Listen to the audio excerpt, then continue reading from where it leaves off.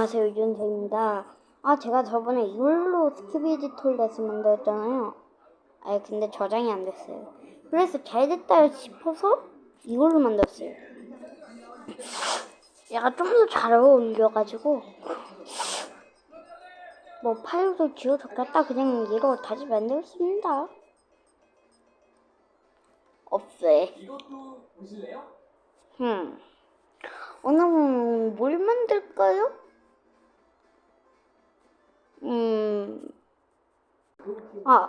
오늘 만들 건 블루 어때요? 근데 블루를 어떤 일로 만들지?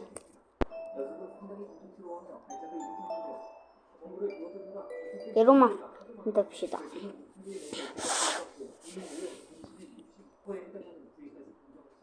그렇게 몸을 많이 먹는 부위가 결정화되자 상태가 줄어들었고 드디어 폭발했습니다. 큰 굉음이 들린 이후 유카리가 확인해 보니 폐가 전기에 큰 손상을 입었었어요. 그런 치명적인 상처에도 불구하고 유카리는 열심히 실험을 주도한 녀석들을 다 잡아먹고 결정을 오며 빠르게 적응하고 있었다고 합니다.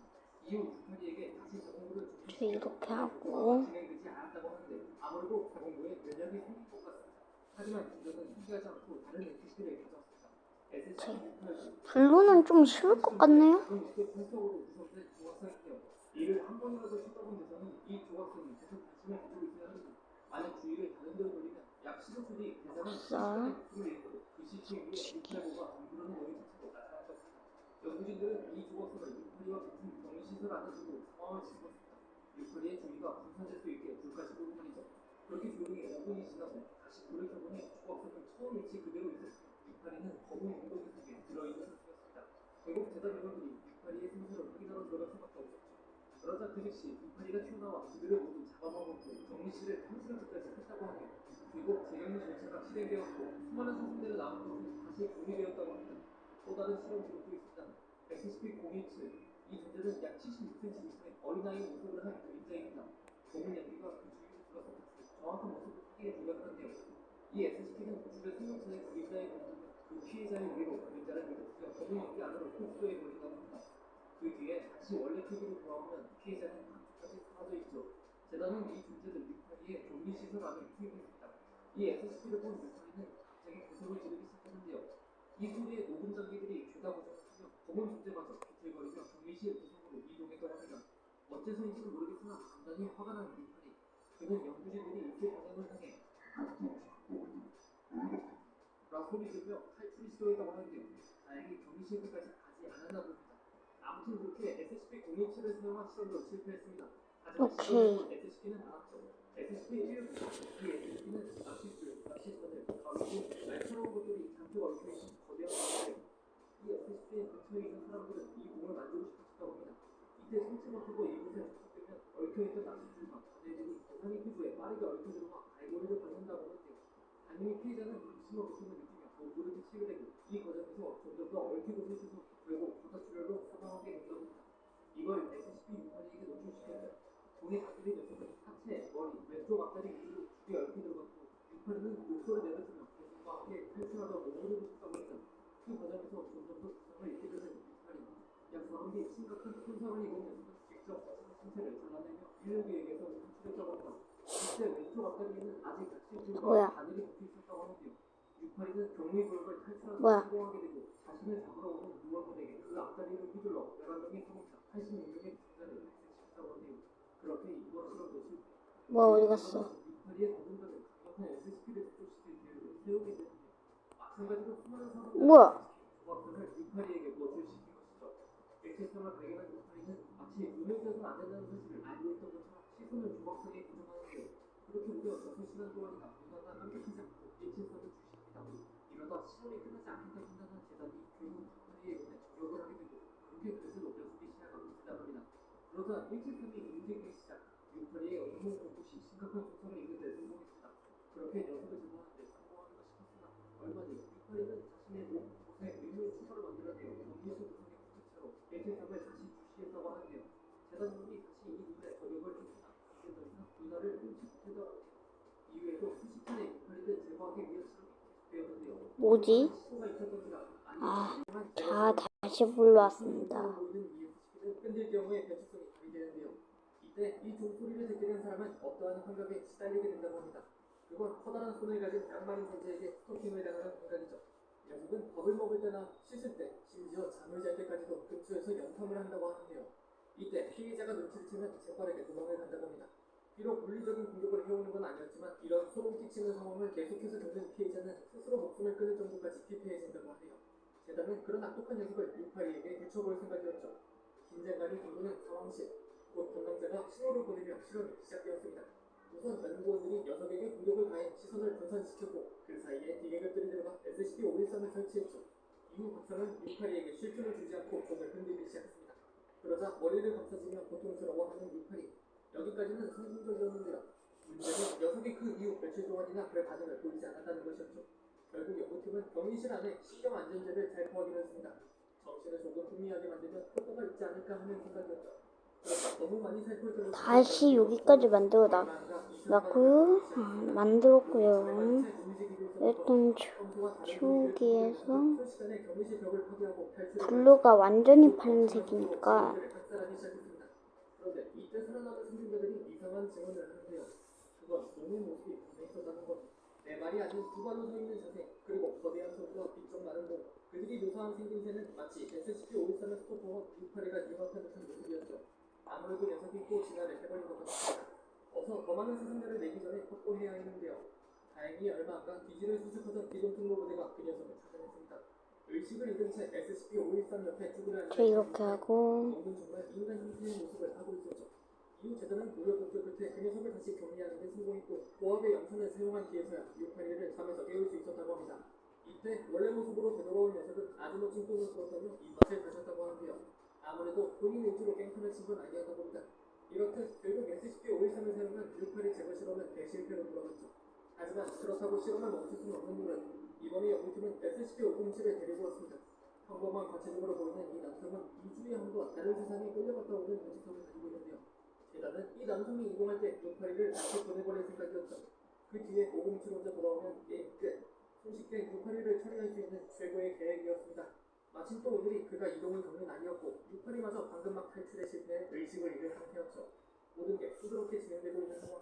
재단은 녀석이 뛰기 전에 서둘러 유파리의 앞다리와 507을 꽂아왔습니다. 그리고 남성이 잡아먹히지 않게 계속해서 연탄을 뿌리기 시작했죠.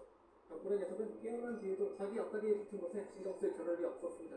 그렇게 시간이 지나고 그들이 괴로워한 지 7시간 52분이 지나던 순간 드디어 두 SCP가 격리실에서 사라졌죠. 계획대로 유파리를 보내버리는데 성공한 것.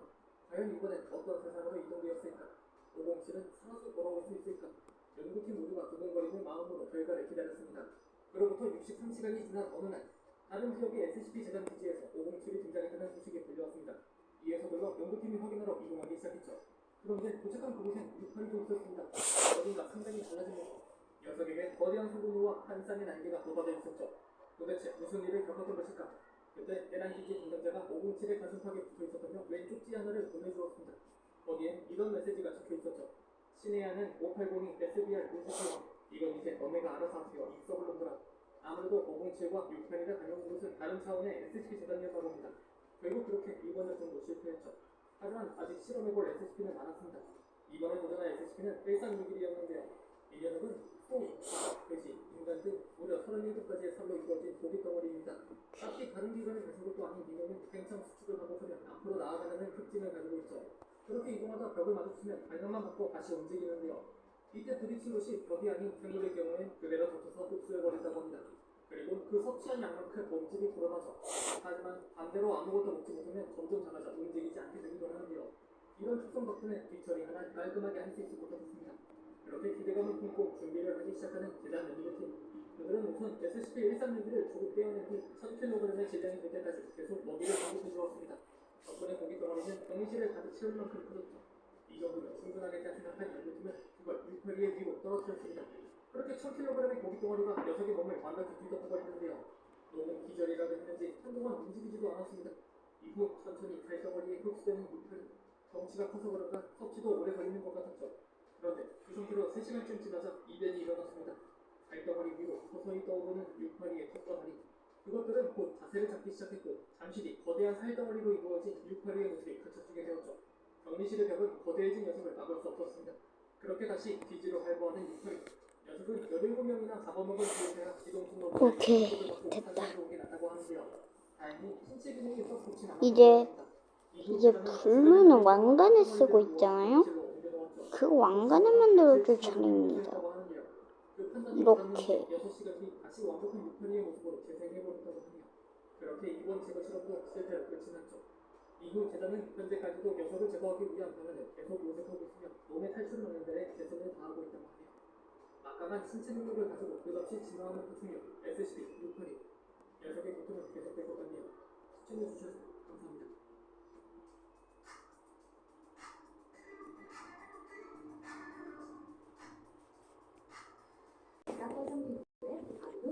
자, 이렇게 하고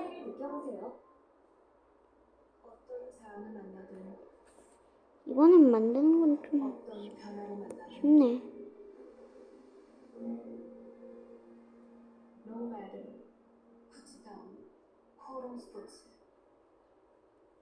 오늘의 컨텐츠는 그린 몬스터입니다.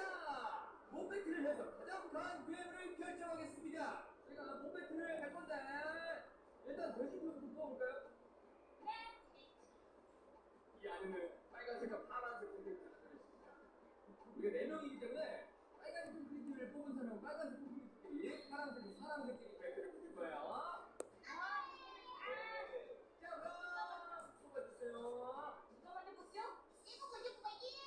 아싸,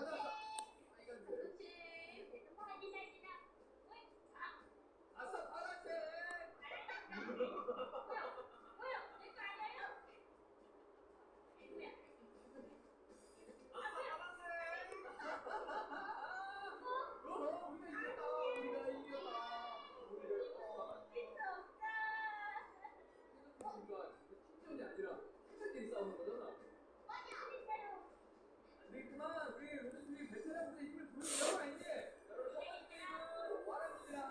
자, 오케이. 이제 얘 삭제, 얘도 삭제, 얘도 삭제, 이제 삭제.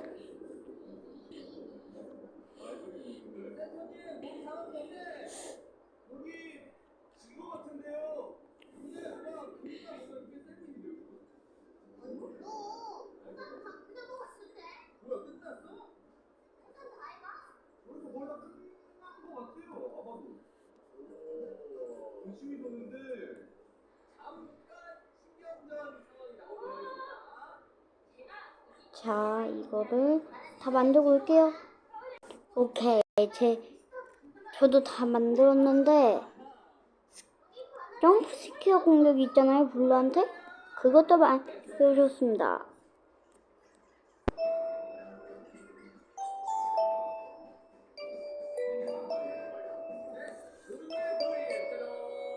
뭐 이런 식인데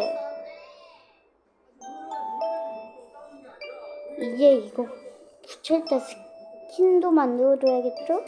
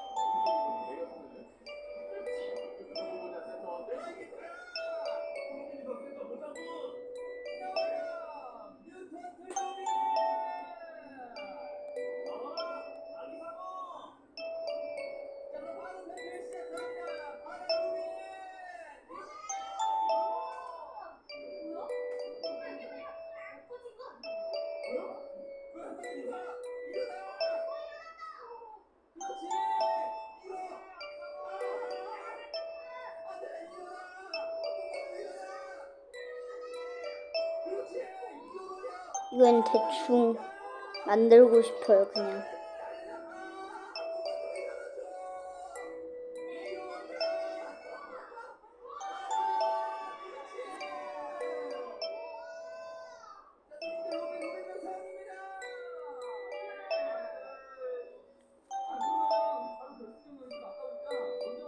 자, 여러분들 다 만들었습니다. 지금까지 제가 만든 거는 사이렌헤드,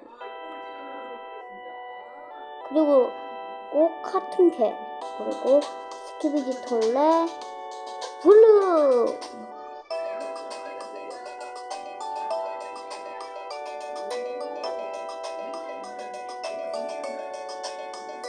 뚜뚜뚜. 자, 여러분들 그랬다면 재밌게 보셨다면 구독과 좋아요, 알림 설정 꾹꾹 눌러주시고 그럼 다음에 또 봐요. 빠이.